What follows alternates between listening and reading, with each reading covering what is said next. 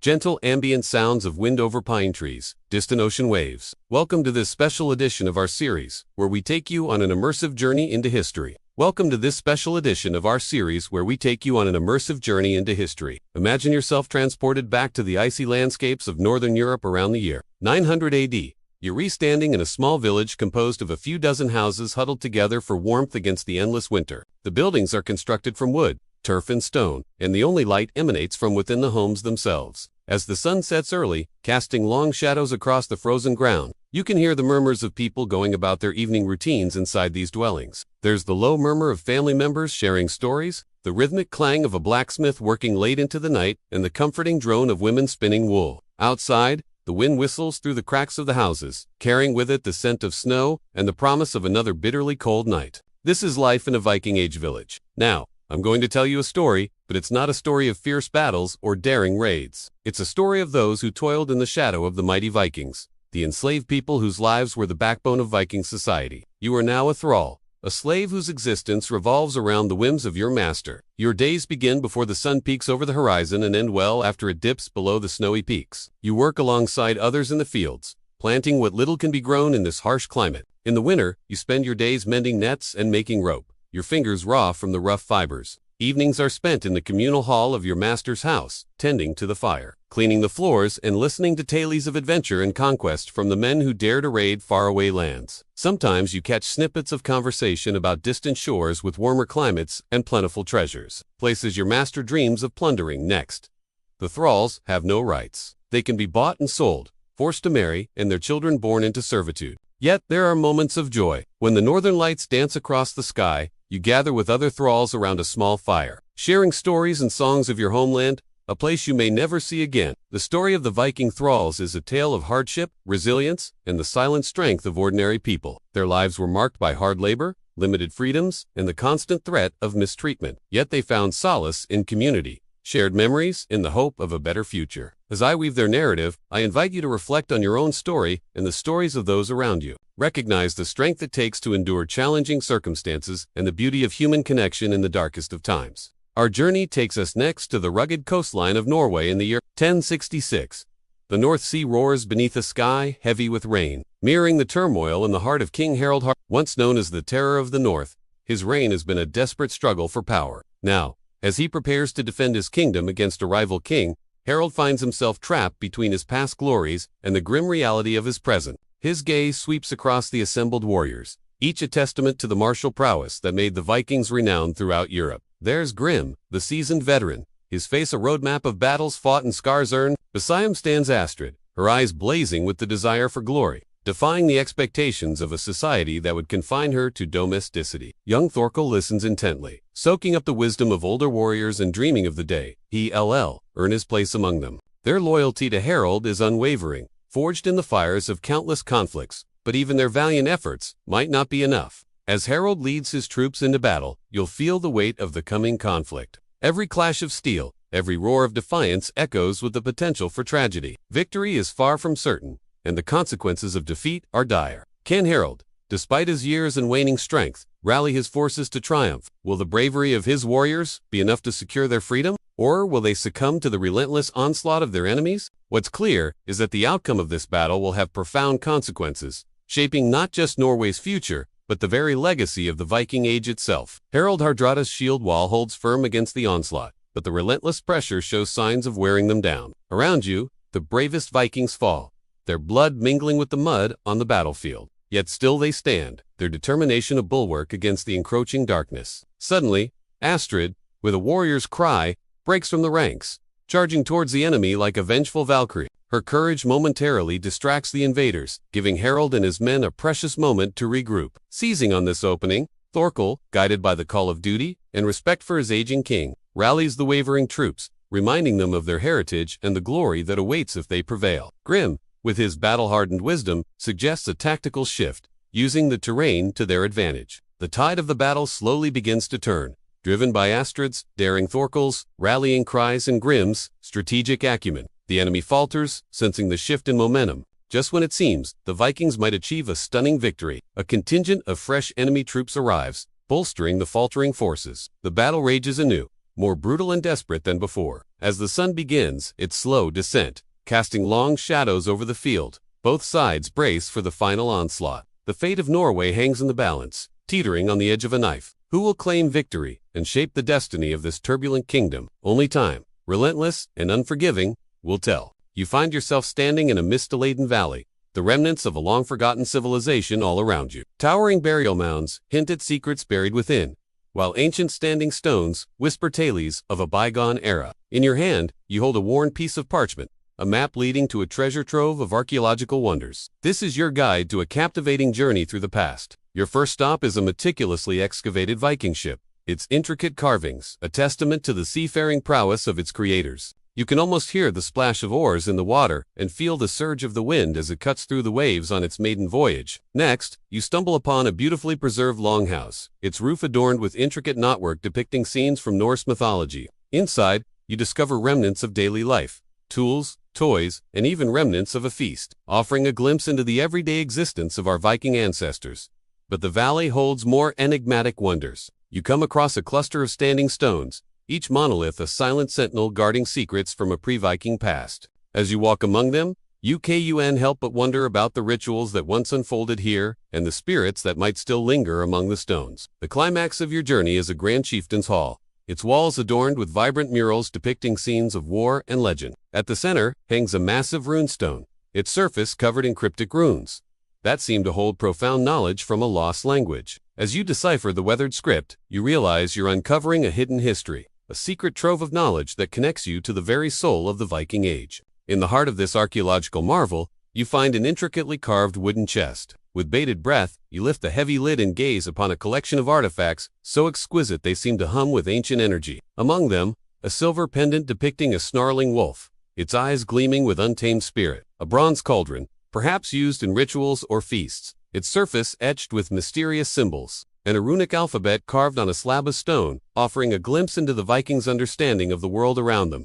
The gentle lapping of waves against the shore provides the backdrop for a scene straight out of Viking lore. You find yourself on the rocky coast of a desolate island as night falls. Before you, a lone longhouse stands bathed in the ethereal glow of the northern lights. Inside, a group of Vikings huddling near a crackling fire, their faces illuminated by the dancing flames. At the head of the table sits a powerful chieftain, his presence commanding both respect and a tinge of fear. Beside him stands a shield maiden, her youthful face hinting at the adventurous spirit that led her to defy societal norms and take up arms. Opposite them, a wizened old man stirs a bubbling cauldron, his wrinkled face etched with the wisdom of countless seasons. On the table before them lies a feast fit for a king, succulent, roasted meats, platters of fresh berries and loaves of crusty bread, all testament to the bounty that can be found in this unforgiving landscape. The atmosphere shifts, becoming charged with tension as the chieftain announces his plans for a new longship, a vessel that will carry him and his men on daring raids to distant lands. The prospect of adventure and riches stirs excitement in the hearts of the younger Vikings. While the old man shakes his head, muttering warnings about the dangers that lie beyond their shores, the shield maiden, her gaze unwavering, speaks up, declaring her intention to accompany the chieftain on his journey, much to the chagrin of the older Vikings. As the night deepens, the flickering firelight paints the scene in hues of amber and shadow, intensifying the drama of the unfolding conversation. The fate of these Vikings and the perilous journey that lies ahead hang in the balance, promising a future fraught with danger, intrigue, and the allure of the unknown. Thank you for joining me on this immersive journey through time. If you enjoyed this episode, please don't forget to subscribe for more historical adventures. Also, let me know in the comments which time period you would like to explore next. Until then, farewell, and may your own journey through history be filled with thrilling discoveries and unforgettable experiences. So let's imagine yourself stepping out of the sea, not onto the deck of a warship, but onto the hot sand of an Egyptian shore. The sky overhead is vast and cloudless, but shaded by the awning of a merchant ship. Its ropes are slack, its sails furled, and its crew are nowhere to be seen. Alone on the beach, you scan the shoreline. There's nothing there, nothing but empty shells and the endless sea. You find the ship's captain and demand to be taken off this cursed coast. He looks at you as if you've grown another head. Obviously, you do not speak his tongue, but he understands your meaning. And when he opens his mouth to answer, what you fear most happens. His lips move, but no sound emerges. You've awakened in a world without sound. Every bird is mute. Every tree is silent. In fact, everything is quiet. Even the waves seem to hush themselves as they lap against the shore. You touch the sand, and it flows like water through your fingers. You pick up a shell and bring it to your ear, but you hear only the rushing of blood in your own head. This place feels wrong. Wrong, and so does your body. You feel bloated, strangely heavy, yet your limbs are leaden. You can't take a step without gasping for breath. Fear grips you. What malevolent sorcery has been done? Who cursed you, and why? The questions tear at your throat. But you can't cry out, you cannot scream. You gasp and flail, yet only a strangled noise escapes your lips. So you collapse on the shore and sob silently, knowing not a soul will hear your cries. The captain finally recovers from his surprise. He beckons to you with a finger and then points toward the ship, then back to you, and finally, toward the desert. You try to shake your head, but your neck is stiff and sore. You point to your throat and mimic swallowing, but the captain only frowns. He shrugs and gestures impatiently for you to get aboard. Then, when you're seated on a pile of crates, he pulls a piece of papyrus from his belt pouch and begins writing on it furiously. After a while, he stops and hands you the scroll. You unroll it and see 3 words written in red ink. We sailed south. The captain says something to you, but you hear nothing. He shakes his head sadly and throws in the anchor. You watch him unfurl the sails and raise the mast. As he disappears into the distance, you realize you are truly alone. Panic surges, cold and swift as a winter wind. You scramble onto the deck, seeking help, but there is none. There is only the unending sea, and when you lean over the side to search its face for answers, you only find mocking waves. Then, as you stand there, frozen, despair begins to creep in, and it whispers a dreadful truth. You are truly alone, on a strange shore, unable to call for help, in a world without sound, and cursed to spend eternity in silence. You fall to your knees and bury your face in your hands. But when you look up, a new horror greets you. The familiar shore is gone, replaced by endless dunes stretching to the horizon. You are lost, utterly lost, and as you stumble through the shimmering heat haze, the truth dawns on you, terrible and final. The silence isn't a curse, it's a tomb. You'll never escape its soundless embrace, and no voice will ever break its eternal hush. You sink to your knees and scream, only silence answers, and the vastness of the desert presses in on you. Then you begin to walk. You don't know where, but somewhere. You must go somewhere, and in the distance, perhaps on the horizon, you think you see something, perhaps a city, perhaps a village, perhaps people. You rise to your feet and continue walking. Now, let's go back home. Return to your room, to your bed, pull the covers tight around you, close your eyes, and just before you drift off, imagine your phone ringing beside you. You reach out and grasp it in your hand. The screen lights up. It's a text message. You recognize the number.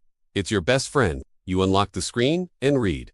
Don't answer. It's not me. So much of Viking Age history is about conquest, about the mighty raids and battles across Europe and even beyond. But this series is called Mythic, and not all myths are about war and monsters and epic. So today we're going to turn our attention to the other side of existence, to death, to burial, and to those things that lie beyond the veil. And please be warned, if you find such topics upsetting, you may want to skip this one. Some of this will be hard to hear, harder still to understand, and very little of it easy to forget. We know most about the Vikings from Scandinavia, Denmark, Norway, and Sweden. But if we are honest, that does not really count. True, the runestones and sagas and the like paint a picture of a culture with deep roots in nature and mythology. A society founded on close-knit family ties and respect for elders. But that's every society. If we want to see how the Vikings really worked, how they thought and felt and believed, we must go further, to the places they left behind, to the things they made permanent with axe and pick and shovel. And there, in the damp earth, in the teeth of time, we find a culture utterly alien to our own,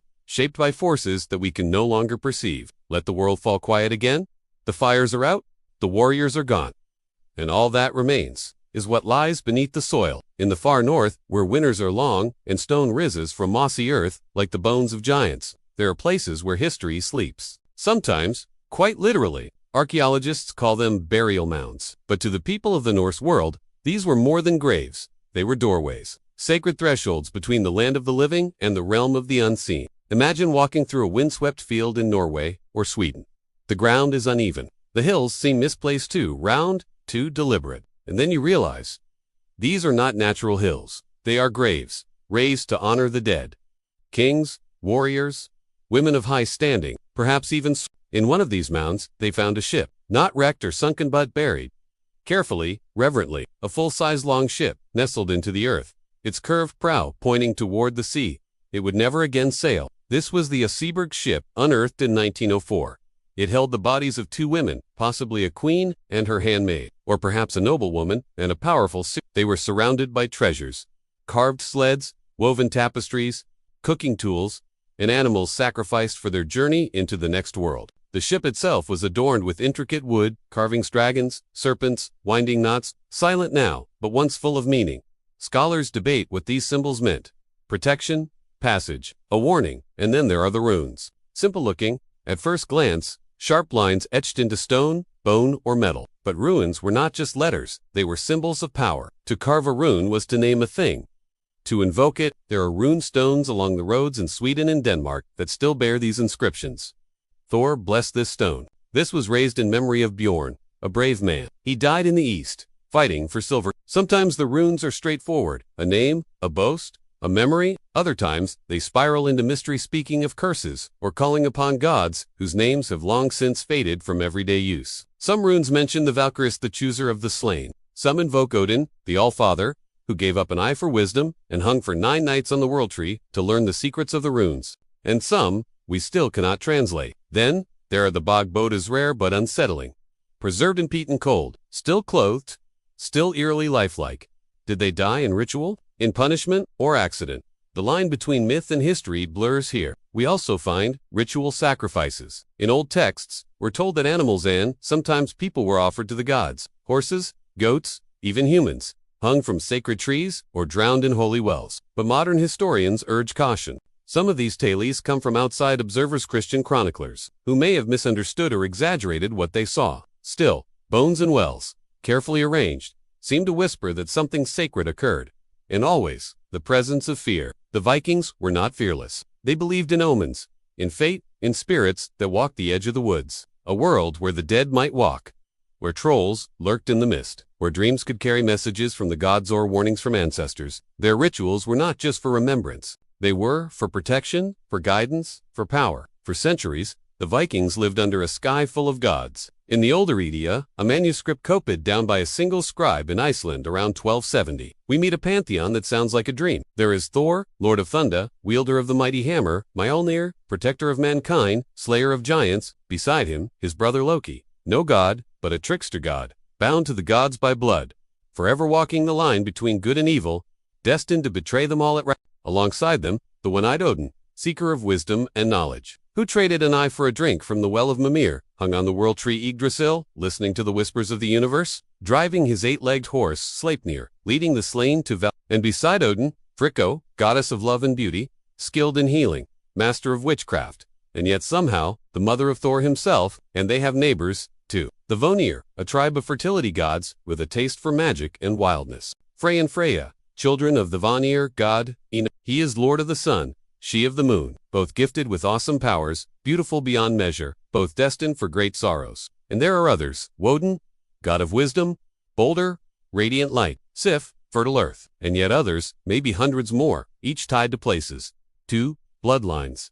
2 moments of the year, like the bright colors of a tapestry, woven together into a picture, unlike our own. But the old Norse people did not just believe in gods, they believed in ghosts. 2 ghosts of loved ones, yes, but also wraiths and specters, restless spirits who haunted the landscape, places where the veil between worlds was thin, where the dead could cross back into the land of the living to play a trick or warn someone away or, in the worst cases, steal a soul. And so, they built shrines and made offerings, cast spells and invoked protective deities, anything to keep the spirits appeased. If you wanted to know more, if you needed more help, you went to the Sider, a practitioner of said, a word that can mean magic, sorcery, or simply wisdom. The Sadkona, the Sadkoko, the male and female practitioners of Sad could speak with the dead, guide souls to the afterlife, healed the sick, ward off harm. And as society grew and changed and Christianity spread across Scandinavia, the seers, the ones who knew the old ways, the ones who walked the edge of the world, became more important, not less. If the gods had gone silent,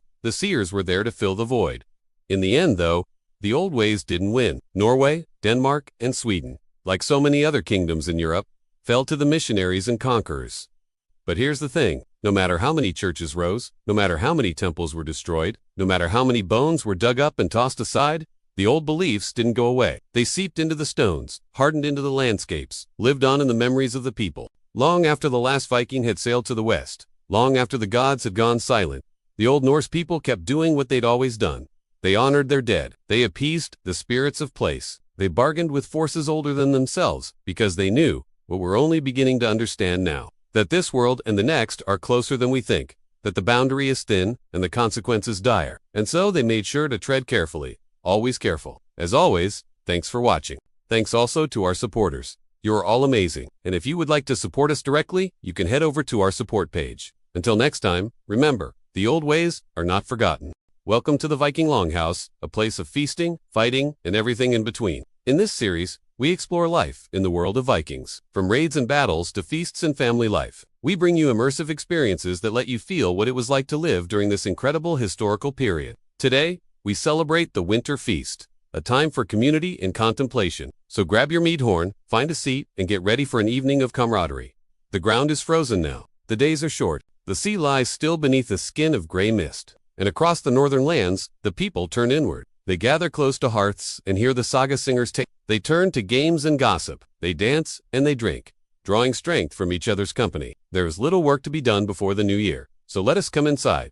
Let us step inside the Longhouse. Step inside the Longhouse, a long, narrow building of timber and turf with sloping walls and thick beams blackened by smoke. The air inside is warm, but close filled with the scent of wood, cooked meat, woolen cloaks, damp fur, and the faint temps of salt and old fish. A fire crackles and pops in the central hearth that runs the length of the hall, and above, its smoke curls up into the dim rafters where dried herbs, bundles of onions, and thick sides of pork hang, waiting for winter to pass. Here, light streams through gaps in the wall, thrown across the earthen floor from outside. Those within can see the gray skies and the swirling snow, but those outside cannot see in. And if the wind is right, they cannot even hear the laughter and music. The Longhouse offers sanctuary from the elements and from most dangers. Within these walls, the chieftain is safe from rivals, from angry gods, or a midnight raid. When guests come, they leave their axes outside. And if anyone would challenge another, they must wait until morning and go out to do it in the open air.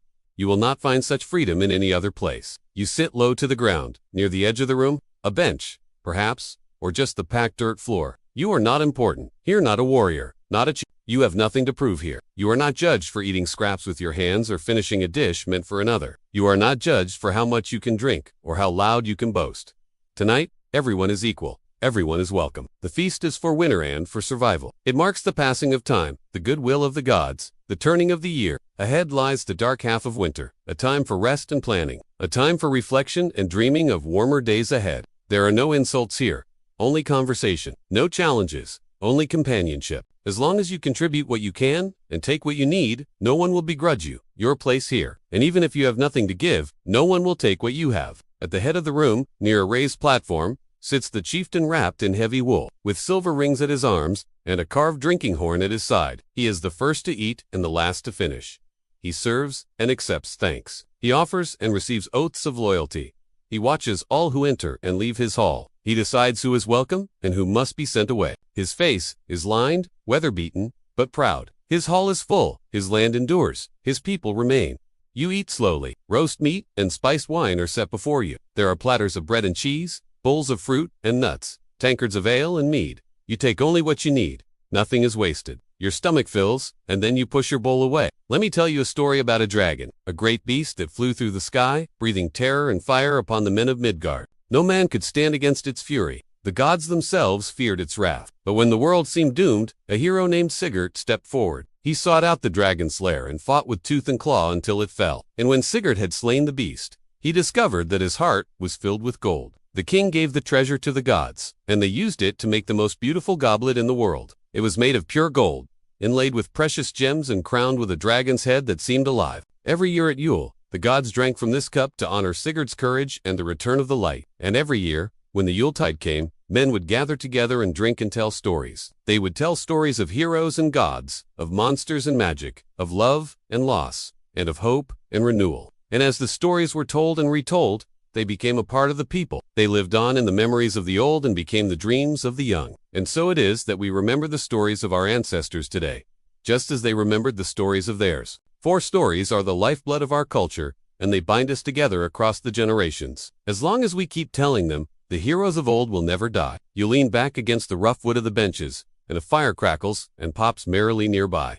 The dancing has ended for now. The fiddler has put away his fiddle and joined the feast. Most of the warriors are eating in companionable silence, though some argue good-naturedly over the merits of different heroes or the best tactics in battle. A small group of younger men play a dice game. their voices low as they try to read each other's faces. You watch the chieftain, who sits high on his throne-like chair at the far end of the hall. He seems very different from the others. Taller somehow, more imposing. Yet even he does not look at you. He eats slowly, carefully, and his eyes are distant, as if he sees things that are not there. As he finishes his meal, a hush falls over the room and everyone turns to him, waiting. Finally, he lifts his cup and addresses the hall. "We live by the God's will," he says, "but we endure by each other's strength." With that, he raises his head and drinks the last of his mead. And then the feast begins again. The warriors pick up their cups and join the chieftain in a toast. "To the gods and to our strength," they cry, and then the hall is filled with the sound of their voices, singing songs of old and new, telling tales of bravery and daring, boasting of their deeds of arms. You find yourself swept up in the excitement and join in the chorus, even though you know none of the words. Suddenly, the door opens and a young man steps inside. He is tall and handsome with a red beard and bright eyes. He wears a fine tunic and a leather belt, and he carries a sword at his side. He looks around the hall, and when he sees the chieftain, he goes over and gives him a big hug. "Brother," he says, "I have returned." Everyone cheers, and the young man smiles and raises his cup. "To my brother and to our father's hall," he cries. The old king beams and raises his own cup. "Welcome home, son. We knew you would come back to us." The young man blushes and looks down at his feet. "Of course I came back. Where else would I go?" The old king laughs and pats his son on the shoulder.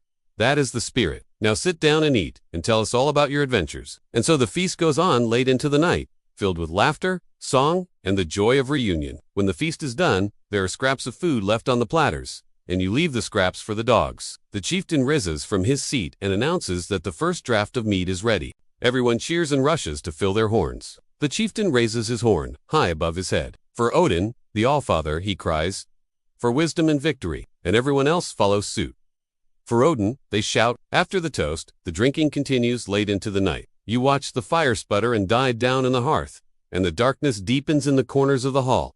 You hear a cough, a sniffle, and a baby crying. The old woman near the hearth strokes a carved stick across a child's back, whispering a lullaby in an old dialect even the chieftain no longer understands. You wonder what secrets the old woman knows. You wonder what stories she could tell if she wished to share them. You wonder what wisdom she has gained in her long life. You realize that you will never know unless you ask. And always, there are eyes watching. Not hostile but judging. There is order here. Custom, expectation.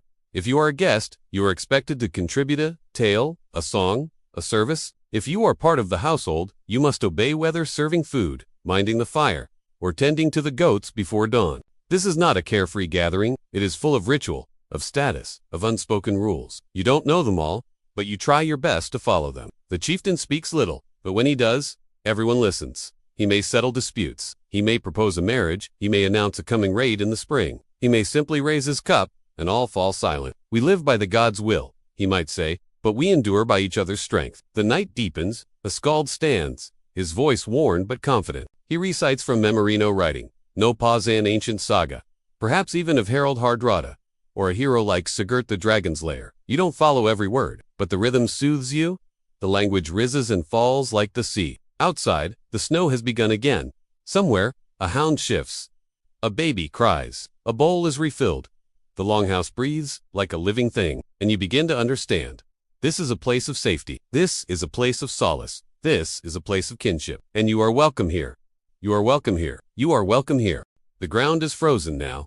The days are short. The sea lies still beneath a skin of gray mist. And across the northern lands, the people turn inward, step inside the longhouse, a long, narrow building of timber and turf, with sloping walls and thick beams, blackened by smoke. The air inside is warm, but close filled with the scent of wood smoke, cooked meat, woolen cloaks, damp fur, and the faint temps of salt and old fish. There is a central hearth running the length of the hall, and above it, smoke curls up into the dim rafters, where dried herbs, bundles of onions, and thick sides of pork hang, waiting for winter to pass. You sit low to the ground, near the edge of the room, a bench, perhaps, or just a packed dirt floor. You are not important. Here not a warrior, not a chief. But tonight, the longhouse is full, and no one eats alone. The feast is for winter and for survival. It marks the passing of time, the goodwill of the gods, the turning of the year. At the head of the room, near a raised platform, sits the chieftain wrapped in heavy wool, with silver rings at his arms, and a carved drinking horn at his side. His face is lined, weather-beaten, but proud.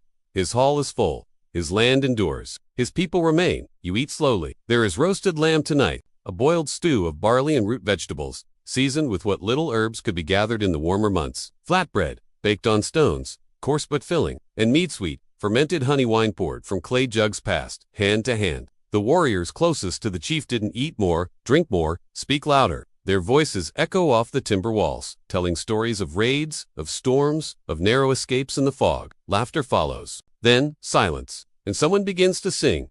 The song is low and rhythmic, passed down from generations before. No instruments, just voice and memory. It tells of Thor, who fished for the world serpent, of Loki, whose tricks brought ruin and laughter, of Freya, the god of fertility and peace, and his golden boar who leads the sun through the winter sky. The firelight flickers across their faces. Some listen, some drift into sleep, their heads bowed. The old woman near the hearth strokes a carved stick across a child's back, whispering a lullaby in an old dialect. Even the chieftain no longer understands. And always, there are eyes watching. Not hostile but judging. There is order here. Custom, expectation. If you are a guest, you are expected to contribute a tale, a song, a service. If you are part of the Viking household, you must obey whether serving food, minding the fire, or tending to the goats before dawn.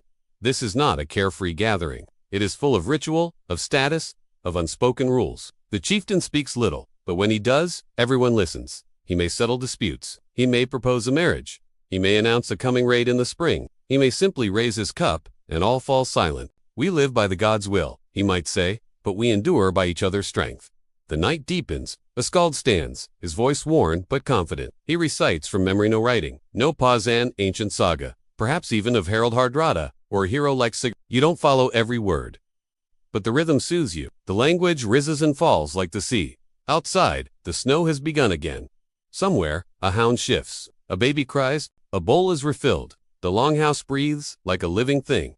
And you begin to understand that in a world of cold and danger, the feast is not just for the body. It is for belonging, for remembering, for enduring. Let the fire die down now. Let the voices fade. You are full. You are warm. You are safe. For tonight, a feast. In the world of the Vikings, a feast was more than just a meal. Sure, they ate well, but that was a small part of it. To the Vikings, a feast was a celebration, a strengthening of bonds, a way of life.